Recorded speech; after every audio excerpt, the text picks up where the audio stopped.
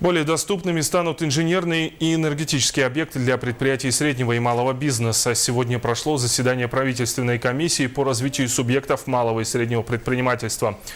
Председатель Госкомитета по ценовой политике Валентина Лемешева отметила, что сегодня в республике успешно реализуется программа технологического присоединения учреждений предпринимательства к электрическим сетям. Также в рамках этого вопроса комиссии решено рекомендовать главам муниципальных образований республики обеспечить разработку схем водоснабжения.